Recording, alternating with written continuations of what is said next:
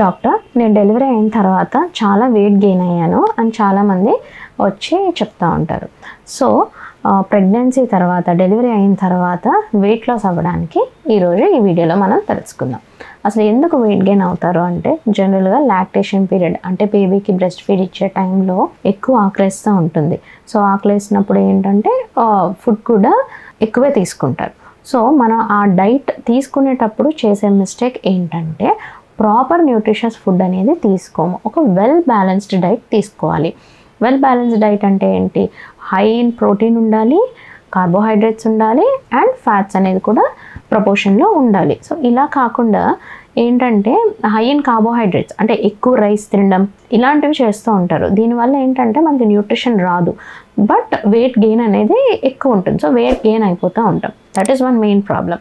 So ఎటువంటి food తీసుకుంటే మరి మనం వెయిట్ తగ్గుతాం? మన లాక్టేషన్ ఎఫెక్ట్ అవ్వకుండా, అంటే పాలు అనేది బేబీకి పాలు ఇవ్వడం అనేది తగ్గకుండా మన వెయిట్ లాస్ కూడా అవుతూ ఉంటాయి.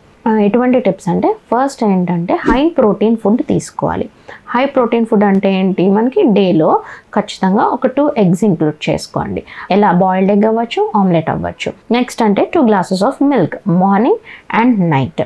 మీరు ఆఫ్టర్నూన్ లంచ్ చేసినప్పుడు ఎక్కువ కర్రీ ఉండేటట్టు చూసుకోండి. చికెన్ తినచ్చు, chicken is high in protein. Next fish చాలా మంచిది, fish rich in omega 3 fatty acids. So fish తినచ్చు, చికెన్ తినచ్చు. కొంచెం రైస్ పెట్టుకోండి, అండ్ ఖచ్చితంగా 1 cup ఆఫ్ కర్డ్ అనేది కూడా వెళ్ళేటట్టు చూసుకోండి. మంచిగా సలాడ్ అనేది కూడా ఎక్కువ తీసుకోవాలి. అండ్ ఈవినింగ్ టైం కూడా ఫుడ్ ఏంటంటే డ్రై ఫ్రూట్స్ అనేవి స్నాక్స్గా తీసుకోండి. సో ఒక ఫ్రెష్ ఫ్రూట్ అనేది మిడ్ మార్నింగ్ స్నాక్కి తీసుకోండి. ఇన్స్టెడ్ ఆఫ్ జంక్ ఫుడ్ అంటే బిస్కెట్స్ లేదంటే జంక్ ఫుడ్స్ ఇలాంటివి తినే బదులు ఇలా హెల్దీ ఫుడ్ ఎక్కువ క్వాంటిటీస్, మీరు హెల్దీ ఫుడ్ కరెక్ట్ క్వాంటిటీస్లో తీసుకున్న, సలాడ్ ఎక్కువగా తీసుకుంటూ, ఇలా ప్రోటీన్ కంటెంట్ మెయింటైన్ చేసుకుంటూ, రైస్ అనేది క్వాంటిటీ మెయింటైన్ చేసుకుంటూ తింటూ ఉంటే మీకు న్యూట్రిషన్ అందుతుంది. At the same time weight loss అనేది కూడా జరిగి మళ్ళీ మీ ప్రెగ్నెన్సీగా ఎలా ఉన్నారో మీ బాడీ ఆ వెయిట్కి అనేది వస్తుంది.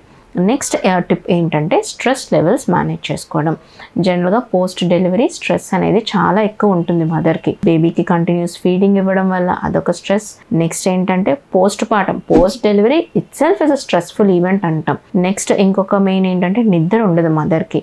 సో నైట్ లేచి పాలు ఇవ్వడము, సో అలా కంటిన్యూస్గా స్లీప్లెస్ సైకిల్స్ ఉండడం వల్ల కూడా మదర్కి స్ట్రెస్ ఎక్కువ ఉంటుంది.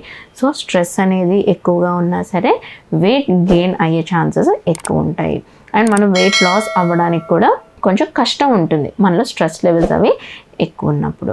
సో ఇవన్నీ స్ట్రెస్ని కూడా కొంచెం బ్యాలెన్స్ చేసుకుంటూ మనం ఫుడ్ ప్రాపర్గా తీసుకుంటూ ఒక 6 months తర్వాత ఫిజికల్ యాక్టివిటీ స్టార్ట్ చేసుకోవాలి. మంచిగా వాకింగ్ అది చేసుకుంటూ ఉంటే గ్రాడ్యువల్గా వెయిట్ లాస్ అయ్యి ప్రీ ప్రెగ్నెన్సీ వెయిట్ అనేది ఖచ్చితంగా వస్తారు. Do follow. Thank you.